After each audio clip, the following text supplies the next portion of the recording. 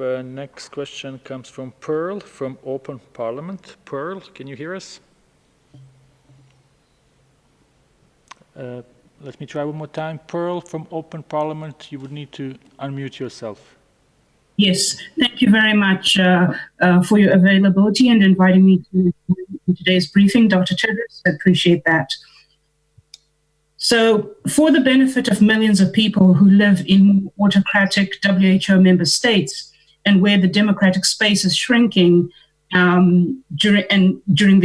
the negative effects of COVID-19, can you share clear data-driven response in terms of lower respiratory infections being ranked second after HIV and AIDS? And is it ahead of tuberculosis in, say, Zimbabwe?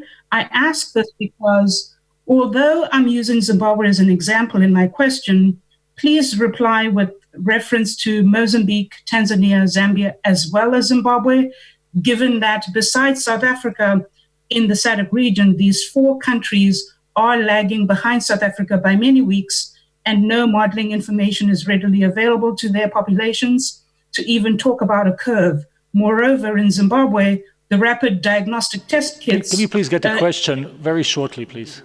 Sure. I'm about to finish. In particular, OneFo are currently being sourced, and yesterday there was a flurry of debate about their use in that country and their validity.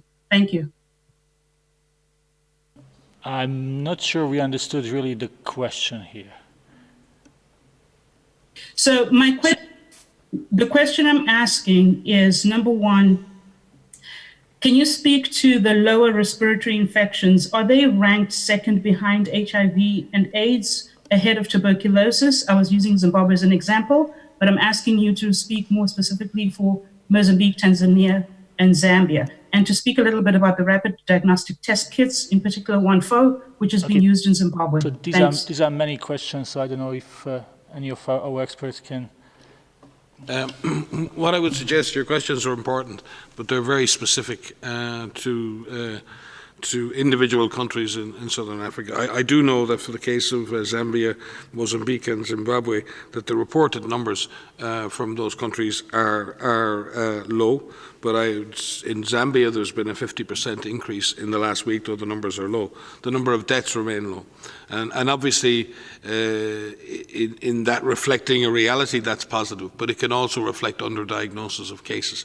So what I would suggest is, given the detail of your questions, that we can try to answer them in writing to you and give you the level of detail that you actually need. Because to compare, I don't frankly know the background TB rates in those 4 countries off the top of my head, and certainly for HIV and other things. But we would be delighted to answer your question directly, and if you can send an email to Tariq and the media team, we'll be very happy to engage with you directly, and I'll be happy to do that personally. Thank you very much, Dr. Ryan.